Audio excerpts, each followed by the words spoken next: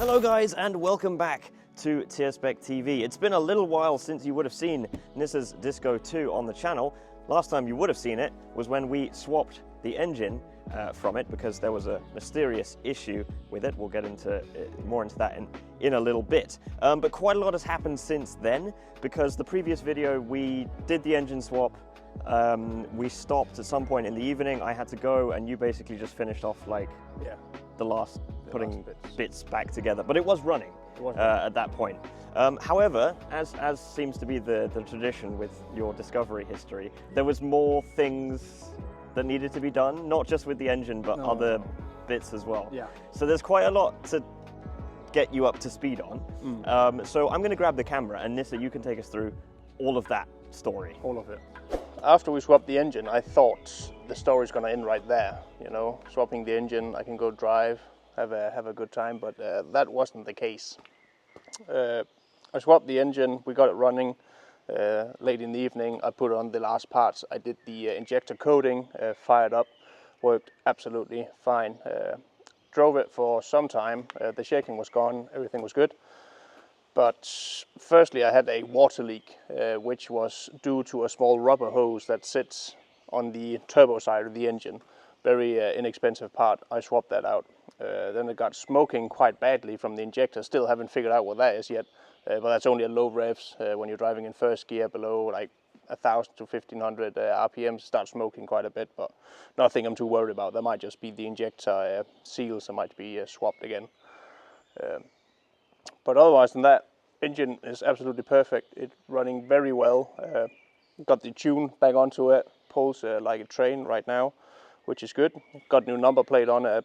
Some reason I needed to get a new, brand new number plate with new number on it. Normally they are paired up with the chassis number, but not in this case. But before I could get the number plate on, I found another issue because I had MOT coming up. Which meant that I had to myself look the whole car through, so we'll go straight through it. MOT is a thing, it's an inspection you do once every second year in Denmark. A part of the new car, I think it's 5 years or so, if it's a brand spanking new car. So I had to go to the MOT guy, but before I did that, I looked the car through and I found, guess what? Rust. More rust. Not like small rust pieces or like cosmetics as I go on the front of the windscreen, but I found a lot of rust at the rear of the chassis, which wasn't good because I had a huge gaping hole in it. So I thought, what could I do with that? Or what I'm going to do about it? Luckily, I had a rear chassis, like 1/3 of a chassis for a Disco 2, which was meant for that guy, but he kind of died before that.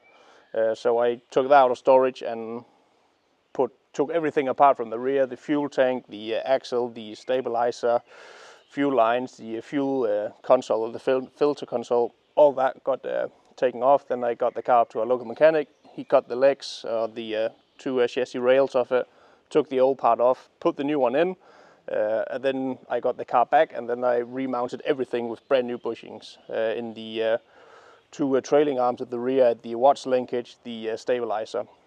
As well as some other small bits and bobs that are also replaced back there. So now the rear part is completely brand new, and I had some small rust issues on the front chassis as well, which wasn't too big, and just grind it down and give it a good primer, make it look good.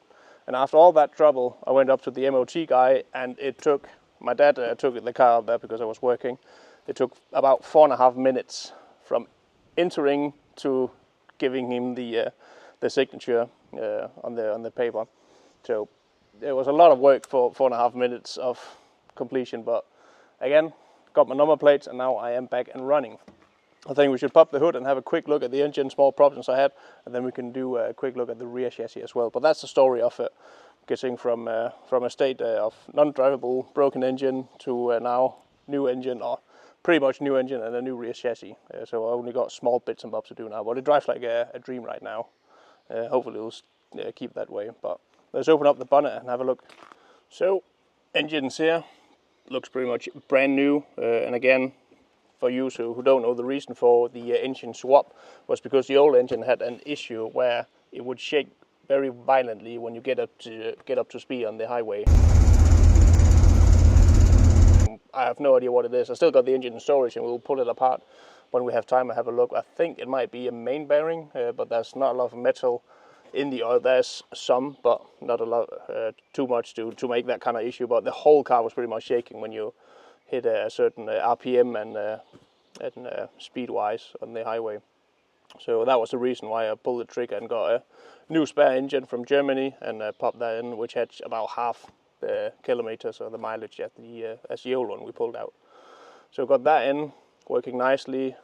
Replaced a small hose. You guys who know discos know there's a small hose down here which connects the oil cooler to the rest of the cooling system. There's a small piece, like 2 pounds of rubber hose I replaced, and that seemed to sort the coolant leak. Right now I have a leak as well. The front ace ram, which I need to replace. I'll get around buying one of those and replacing that and doing all the bushings as well. But other than that, it looks pretty nice. Still haven't got the AC filled up. We are getting a lot of heat next week, so I should probably get that done soon. But other than that, it looks nice and clean. I haven't got any issues. No oil leaks, no water leaks. Other than that, the first ones I had. So really happy about how that swap came out. Very impressed with that. So that was the front part, all done. So let's go have a look at the rear chassis, what we replaced back there and how it's looking now. So we are now at the scrap bin where I just spotted that my old chassis part here is still laying in it, ready for collecting at for the scrap yard. As you can see, it's not looking too pretty, but at the top part of it, it's not too bad actually. Still got a lot of solid metal, but if you go start looking where the fuel tank is gonna been sitting, blocking or keeping all the mud and salt inside, we have got some tearing holes, and as well in the underneath bit, which is where it was worse. Actually, this chassis side, the right side looking from the rear, was in pretty much perfect condition. Had no rust in it, really good metal, but on the left side it was completely just gone, perished at most parts. And how that is, I have no idea why the right side is really good and the left side is completely rotten. But that was kind of how it went. But yeah, that is the, I think it's called like 1/3 of a Disco 2 chassis part that you can order with the extended legs, where you just cut it and then you kind of pull the legs over it, bolt it all up to the body, and then you can fixate it with some welding. Not looking too good, but luckily this is out now and we got brand new part in it. And it is a thing on Disco 2s that the rear part is what gets most rotten the quickest. The front bit, not as much, and I think it might be because most Land Rovers got a self-lubricating or rust protection system with the engine gearbox and reduction gearbox leaking, which then kind of coats the whole underside of the chassis with oil over time. But it haven't happened to this guy, unfortunately. But that's fixed now. So we'll go and have a look at the car and see what I changed there and how it's looking, because it just looks nice having a completely clean chassis now. Apart from the rust protection, which I've put on, and the wax oil as well, and cavity oil all over it. So, but it looks pretty damn nice. So the chassis looks very nice, very clean. It's about here, this section here, where it's got welded on. So most of the rear chassis have been replaced, as well as I said, all the bushings have been replaced. The height sensor, both sides have been replaced due to the bolts rusting up. So I tried to take apart, that just broke inside of it, and the only way I could keep them on to the chassis was with the zip ties. So went ahead, got two brand new ones, as well as the plugs. They were completely toasted because the plastic had gotten brittle. So when I pulled it apart, the whole thing just went all over the place. So luckily I could get 2 replacement plugs and just re-plug those into the new ones, or the old harness, so I didn't have to cut any wires and get that all working. The airbags still the same, took them off, completely extended them out, and then just cleaned the whole rubber bit and put some silicone oil all over them so they are nice and smooth. Didn't touch anything ABS wise, so that's all good. As well, brake lines looked pretty good. That's also a good time to replace those while you can and got the space for it. On the other side, the fuel filter console broke when I took it off, like the ears of it. There's 4 bolts going through, and it's just, again, perished because of the aluminium wear and tear over the years. So I got a new one. It was just a standard one. I wanted to get an anodized aluminium one from Pioneer 4x4. They didn't have them in stock, so I just got a standard one, and that was just plug and play from there. And I'm pretty sure that is the only part I actually replaced on him, as well as the stabilizer arms going onto the ACE system. from the axle to the actual the stabilizer arm. Got those replaced as well, because I got the old ones, they were too rusty to take off. Just cut them, and I knew I had some spare ones laying about, so that's all good. But it looks pretty damn nice. Everything is in working order. Haven't found any issues with it doing it. I need to book it in for some wax oil treatment within the next 3 months, I think, before we start hitting winter and autumn again. So that's got completely coated. But I spent about 7 cans, I think, of cavity wax oil from Seco, I think it's called, Seco or Psycho.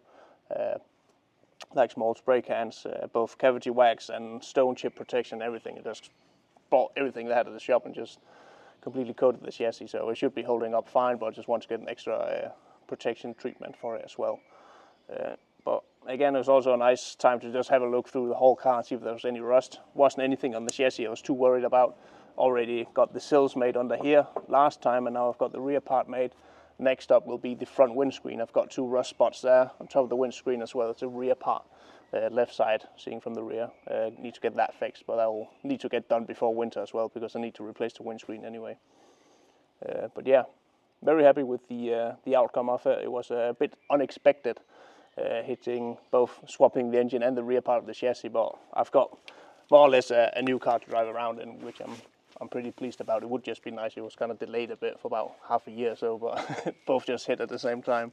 But it got fixed and up and running. So this car better be running for the next 5 years, pretty much with no problem, because it's been pretty damn expensive doing all these parts on it. But yeah, again, that's just Land Rover life, I guess. You don't want to let them die, except if you are in that bad state as the old one is. But again, you need spare parts as well, so he'll be spare parts department of it. So I think that's pretty much everything that's happened to it. Again, the next part we'll do get my local mechanic to weld up the front windscreen and the rear part, put a new windscreen in, and as a birthday gift for about a month ago I got a winch. We're still waiting for it to arrive so we can mount that onto the Hyena front bumper, which kind of been missing a bit, so we can go proper adventuring without getting, or if we get stuck we can get unstuck with it. So that was the small sad story with a happy ending of my Discovery. Just another day with the Discovery, I guess. Getting loads of things to fix. But yeah, I'm still happy with it. Wouldn't trade it for anything. I probably would, but something I would trade it for. But I'm pretty happy with it. Got the creature comforts inside, got the TD5 drivetrain and gearbox and everything. So very happy with it, how it's going. But it's an ongoing project. There are small bits and bobs here and that needs fixing, but the major one of them are hopefully ticked off now. The engine is pretty much new, the gearbox pretty much new, the reduction gearbox is brand new. Yeah, so we are slowly getting to a brand new car pretty much. We're just battling rust for now. But hopefully we'll see him out doing some off-roading with the Jimny or some other car in the future. Once we get the winch installed here, we might do an installation video of that as well when I get it. But yeah, I think that was everything for this time of Discovery Adventures in the workshop, doing nothing but fixing rust and broken parts. But yeah, so I'll see you next time.